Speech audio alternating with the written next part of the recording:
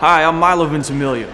One of the most important things you can do if you live with epilepsy is make sure you're keeping up with your treatment.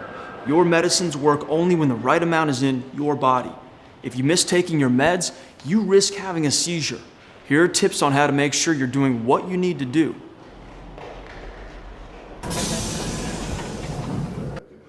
So if somebody's out there and they have gotten their seizures down to, let's say, 1 a month. I mean, I know what Which is unacceptable. That was my message. I was Right. going to say, my message is that's not acceptable. That is not somewhere that you should feel comfortable. There's no okay seizure frequency, and you know this from your own experience with your son. But there's a lot of people out there that have been told that, well, this is about the best we can hope for. Well, it may be the reality, that's the best we can do, but it's not the best we can hope for.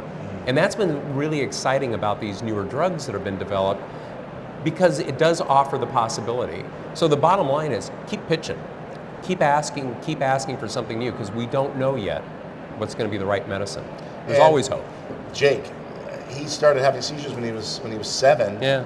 There was no reason for it. It's not like they looked at his brain and said, okay, well, there's the target, we see it. There wasn't. We just found he had brain surgery because we found the source of where it was all coming from. But it wasn't like there was an abnormality in the brain or anything.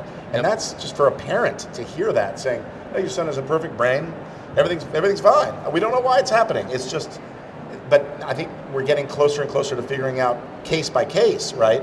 Exactly, maybe why that's happening. Well, that's what I was getting at. I think with now being able to map the genome and look at the genetics, that's the next frontier, where we really can begin looking, and we already can do that in some severe epilepsies. We know some of the abnormalities that are not visible, say, on an MRI, but we can now know the genetic abnormalities, the problems at the neuron level, and we can begin targeting therapies for that. So that's why I'm really optimistic. I'm really excited about what's going to come on the next few years. Yeah, I am too. A lot of this is still trial and error. Yeah.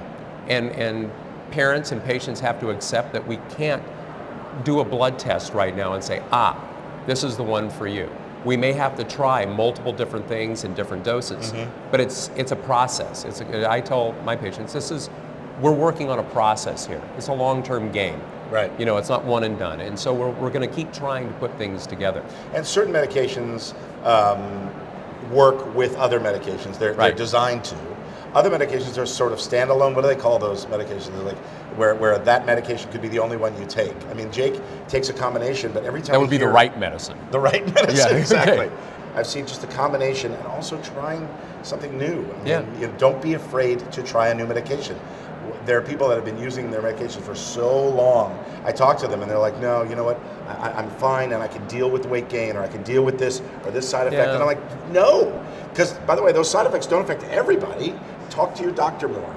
Just investigate more. Yeah, and I'm glad you brought up the side effects, because this is something I preach all the time. We always focus on seizure counts, as well we should, on seizure frequency. But sometimes we neglect the side effects. Or we say, well, all these drugs have baggage. They all have side effects. And, you asked about how drugs have kind of evolved over the last couple of decades. One of the biggest areas has been we've improved tolerability. Absolutely. We've got drugs now that have fewer sedating or cognitive side effects, or, causing weight gain, as an example. We're now able to figure out those drugs and figure out newer medicines in testing that don't have those, or the drug interactions. I know that, like, Jake will take a certain medication and then I gain weight. That's weird, isn't it? That is strange. That is really strange. I don't know how that happens, but it's one of the side effects. Yeah. It just happens. I blame the drugs. Yeah, so you shouldn't be on one that causes weight loss, right? Right, exactly. Okay.